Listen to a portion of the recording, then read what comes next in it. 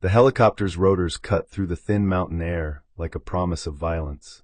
Lieutenant Ava Ramirez sat wedged between two broad-shouldered SEALs who made a point of not looking at her. The cabin smelled of gun oil, sweat, and something else she'd learned to recognize over 6 months of operating with men who didn't want her there. Resentment. It had its own scent, sharp and bitter, like cordite mixed with testosterone and wounded pride. Chief Petty Officer Cole Maddox sat across from her, his weathered face illuminated by the red cabin lights. At 42, he'd spent 2 decades in naval special warfare, had 3 confirmed kills in Fallujah, and exactly 0 patience for what he called political theater. That's what he'd named her assignment to his team during the pre-mission briefing 3 days ago. Political theater. As if her completion of BUD/S meant nothing. As if surviving Hell Week while instructors added extra weight to her ruck and extra miles to her swims was just checking boxes for some Pentagon diversity initiative. As if the fact that she could outshoot half the team and had already identified 3 critical flaws in their operational plan was irrelevant compared to the simple biological reality that she stood 5'6" and weighed 130 pounds soaking wet. The mission parameters were straightforward enough. Sami Alharoun, a bomb engineer responsible for over 200 American deaths, had been located in a compound deep in the Korangal Valley. Intelligence suggested he was planning to move within 48 hours. The window was closing. The team consisted of 8 operators, herself included, tasked with infiltration, capture, and extraction. Standard Shield op. Except nothing about this felt standard. When Ava had walked into the briefing room 72 hours earlier, the laughter hadn't been subtle. Petty Officer Marcus Chun had stage whispered to his swim buddy, loud enough for everyone to hear. "This isn't a humanitarian mission, sweetheart. Hope you brought running shoes." Specialist Jake Morrison had grinned, all teeth and malice. "Try to keep up, Lieutenant." The emphasis on her rank making it clear they considered it unearned. Even Maddox, who should have shut it down, had simply looked at her with those flat, assessing eyes and said, "This is a real battlefield, not a recruitment poster. You're on point. The most dangerous position. The person who moved first, who took the initial fire, who died before anyone else if the ambush was well laid. They were putting her exactly where they hoped she'd fail, or better yet, where a bullet would solve their problem for them." Ava had said nothing then. She'd learned early that defending yourself to men who had already decided you didn't belong was like trying to bail out a sinking boat with a teaspoon. Pointless and exhausting. Instead, she'd spent the next 72 hours doing what her father had taught her in the New Mexico desert when she was 12 years old. Study the terrain. Learn the patterns. Anticipate the enemy. She'd memorized topographical maps until she could see the valley in her sleep, studied wind patterns and moon phases, researched Alharoun's habits and psychology, and identified 3 potential ambush sites the intelligence brief had completely missed. But nobody asked for her analysis. They'd already decided what she was worth. The helicopter began its descent, dropping fast to minimize exposure. Ava checked her gear one final time with the methodical precision her mother had demonstrated in the ER when Ava was 14, treating a construction worker who'd been impaled by rebar. Calm under pressure. Systematic. No wasted movement.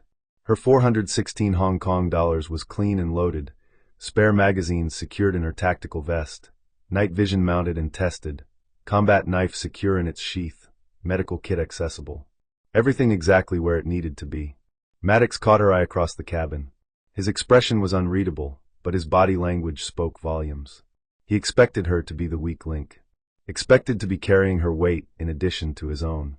Expected this mission to prove what he'd known all along, that women didn't belong in naval special warfare. The Black Hawk settled into a small clearing 3 kilometers from the target compound. The team disembarked in practiced silence, weapons up, scanning for threats. The Hindu Kush mountains rose around them like broken teeth against a star-scattered sky. The air was thin at this altitude, cold enough to see breath vapor even through the night vision's green-tinted world. Ava took point without being told, knowing that if she hesitated or showed even a moment of uncertainty, it would confirm everything they believed about her. The terrain was exactly what she'd studied, rocky and uneven with dense pine forest giving way to exposed ridgelines. They moved in standard formation, spacing themselves to minimize casualties from a single explosion or ambush. Ava's father had taught her to track coyotes by reading displaced stones and broken twigs, by noticing patterns in the landscape that didn't quite fit. Now she applied those same skills to hunting humans. 200 meters from the LZ, she noticed the first sign. A footprint in soft earth near a stream crossing, too fresh to be from local shepherds who would have passed through hours earlier during daylight. The depth and pattern suggested military boots, not traditional footwear. She raised her fist, signaling the team to halt, then whispered into her comm multiple contacts passed through here within the last hour. We're walking into prepared ground. Maddox's voice crackled back, impatient and dismissive. Stay in your lane, Ramirez. Keep moving. Ava felt the familiar burn of frustration, but swallowed it. Arguing wouldn't change anything. She continued forward, but now every sense was screaming danger. 50 meters ahead, she spotted another sign. A stone displaced from the riverbed, sitting at an unnatural angle on the bank. Someone had stepped there recently, someone heavy moving fast. To her right, a pine branch broken at shoulder height, the sap still sticky. Classic insurgent tracking pattern. They were being funneled into a kill zone. She keyed her comm again, more urgency in her voice this time. We're being channeled. Ambush within 300 meters. I'm seeing deliberate sign placement. We need to alter course now. The response came not from Maddox but from Morrison, his voice dripping with condescension. Jesus Christ, can someone mute the Girl Scout? We've got a mission clock. All that happened next unfolded with the terrible clarity that accompanies moments of extreme violence. The night erupted in muzzle flashes and the distinctive crack of AK-47 fire from elevated positions on both flanks. Exactly where Ava had predicted. The insurgents had prepared their ground perfectly, establishing interlocking fields of fire that turned the narrow valley floor into a meat grinder. Ava dove behind a boulder as tracers cut through the darkness, the green world of her night vision suddenly alive with deadly light. To her left, Chin went down immediately, a round catching him in the leg. Morrison took cover behind a fallen log, returning fire blindly, panic evident in his movements. Maddox was shouting into the comm, trying to coordinate a response, but the ambush had scattered the team and severed their tactical cohesion. Most people would have frozen. Most people would have called for extraction. Most people weren't Alexandra Morgan's daughter in spirit, even if they'd never met. Ava's training took over, not the BUD/S training that had nearly broken her body, but the deeper lessons learned in childhood from a Marine sniper father and an ER nurse mother. Move when others freeze. Think when others panic. Adapt when others follow doctrine. While the rest of the team returned fire from their pinned positions, Ava analyzed the tactical situation with cold precision. The insurgents were focused on the main group, concentrating their fire on the expected response. They hadn't accounted for a flanking maneuver because SEAL teams typically fought as a cohesive unit. But Ava wasn't part of their cohesion. She was the outsider, the one they'd deliberately isolated by putting her on point. That isolation was now her advantage. She low-crawled backward, using the terrain to mask her movement, then circled wide to the north. The rocky ground was murder on her elbows and knees, each movement calculated to avoid disturbing stones that might cascade and reveal her position. Her father's voice echoed in her memory from a hunting trip when she was 15. The coyote that survives isn't the strongest or the fastest. It's the one that understands the terrain better than its prey. Ava climbed the ridgeline using a route the insurgents had dismissed as too exposed, too difficult. They were right. It was both those things. But it was also unguarded. The ascent took 8 minutes that felt like 8 hours, her hands finding purchase on rock faces, her boots wedging into crevices, her breath controlled despite the burning in her lungs. When she reached the insurgents' position, they were completely focused downslope, firing in controlled bursts at the pinned SEALs. There were 5 of them, probably local fighters hired by Al-Haroun's network as a delaying force. Professional enough to set an ambush, not professional enough to secure their flanks. The first insurgent never knew what hit him. Ava's combat knife found the base of his skull with the precision of a surgeon, learned from watching her mother work. The second turned at the sound of his comrade's body falling, but Ava suppressed 416 Hong Kong dollars coughed twice, center mass. The remaining 3 realized too late they were being attacked from behind. What followed wasn't a gunfight. It was an execution, delivered with the cold efficiency of someone who had spent 6 months being told she wasn't good enough and had internalized that rage into absolute focus. When the firing stopped, the valley fell into sudden, ringing silence. Maddox's voice crackled over the comm, shocked and uncertain. Who the hell took them out? Did anyone have eyes on those positions? Ava simply reappeared from the darkness like a ghost, blood on her camo, not a drop of it hers, her breathing steady despite having just climbed a ridgeline and eliminated 5 hostiles. She didn't announce herself, didn't explain, just moved back into position as if what she'd done was routine. Morrison stared at her, his earlier smirk completely gone.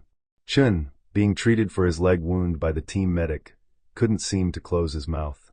Maddox looked at her for a long moment, something shifting in those flat, assessing eyes. Something that might have been respect, or might have been the simple recognition that he'd been catastrophically wrong. But the mission wasn't complete. Al-Haroun had used the firefight as cover to evacuate his compound. Intelligence updates confirmed he was moving deeper into the valley, probably heading for a pre-established safe house in the mountain caves. The team was battered, down 1 operator, low on ammunition.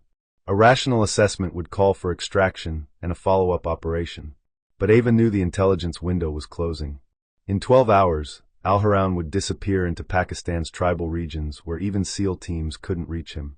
All those deaths he'd caused, all the families destroyed by his bombs, would go unavenged.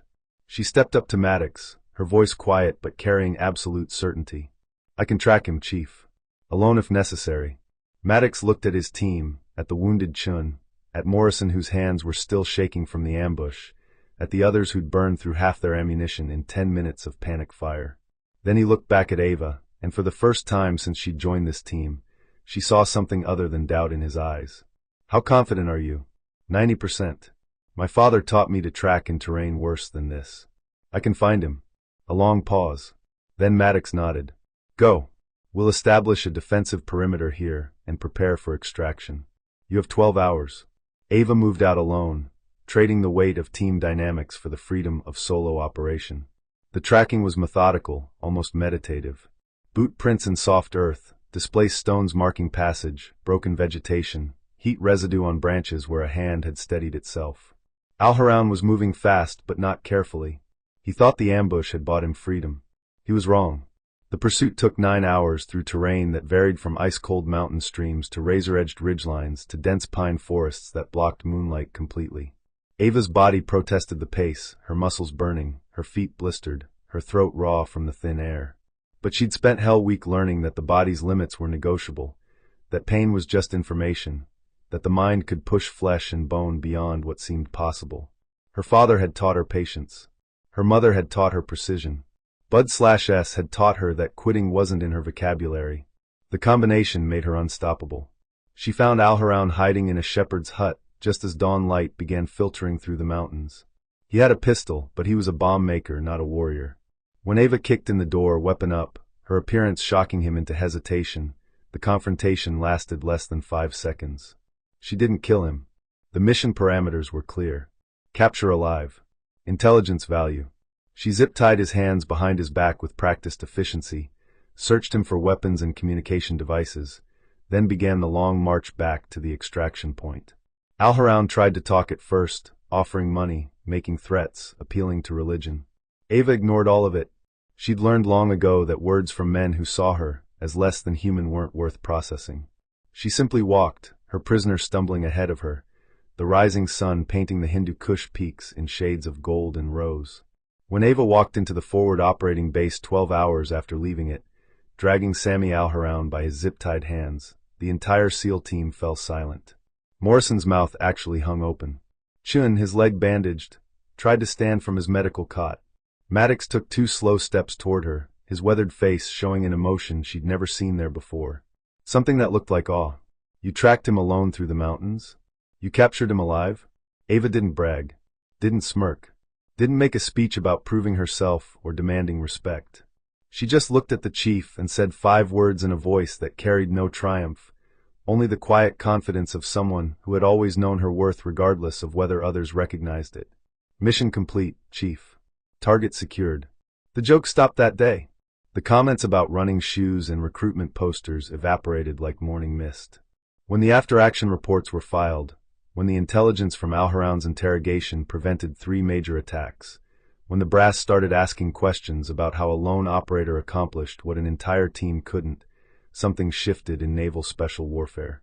3 months later, Ava Ramirez was reassigned to lead a specialized tracking and capture unit, the first woman to command SEAL operators in combat operations. Her team consisted of 5 SEALs, including Jake Morrison, who had laughed at her in that briefing room. He didn't laugh anymore. None of them did. Because they'd learned what Ava had always known, that courage isn't measured in inches or pounds. That tactical brilliance doesn't require testosterone. That the person they'd underestimated, dismissed, and tried to break had become the operator they all wanted to be. Lieutenant Ava Ramirez never planned to be a SEAL. But when 8 men went into the Hindu Kush Mountains and only one came back with the target, it became impossible to deny what she'd proven beyond doubt. Sometimes the person everyone doubts becomes the one everyone needs. And sometimes the laughter stops when the mission is complete.